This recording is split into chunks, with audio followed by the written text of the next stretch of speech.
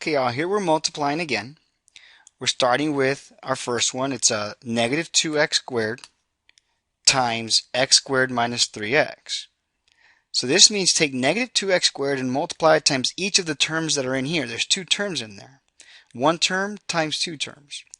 So we start with negative 2x squared times x squared, and that's going to give us negative 2x to the fourth. It will be x to the fourth power, because you need to think of this as we have an x squared, two x's, multiplying two more x's. That's x being multiplied 4 times. That's why we say x to the fourth power.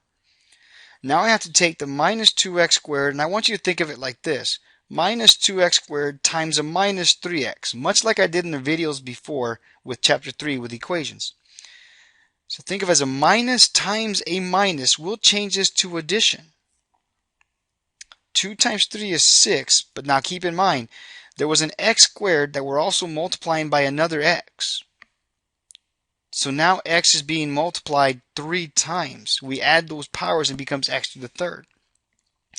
This would be your final answer because we cannot combine these two terms anymore.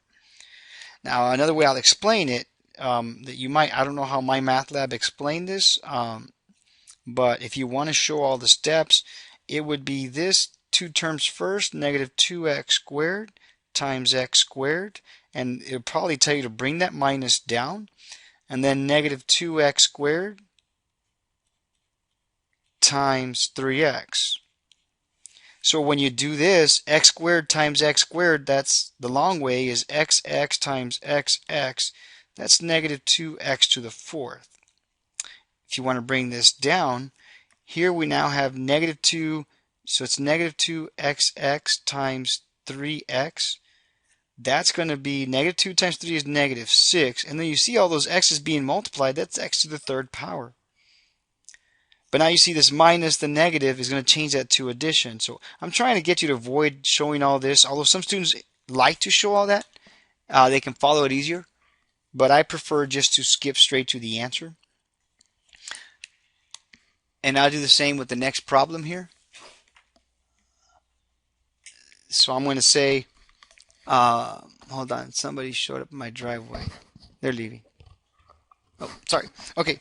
3t squared times negative 5t plus 2.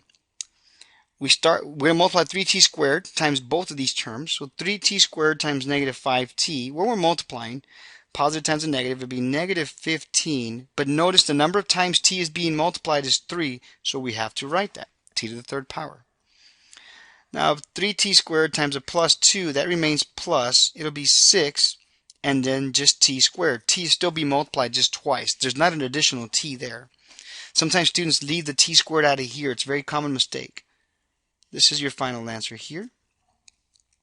And finally, we have 5x cubed times x cubed plus 5x squared minus 6x minus 2. We have a monomial times each of these terms. So we start simply 5x cubed times x cubed. That'll be 5. And now x is being multiplied a total of 6 times there. 3 times here with another 3 times, it's 6 times. Now 5x cubed times 5x squared, that's going to be 25. And then x is being multiplied a total of 5 times. 3 times 2 more times, that's x being multiplied 5 times. Now 5x cubed times minus 6x, that's a minus 30. 5 times a minus 6 is minus 30. And x was being multiplied 3 times 1 more, it would be x to the fourth now. It's being multiplied 4 times. And then a 5x cubed times a minus 2. Eventually, I hope you stop drawing the arrows.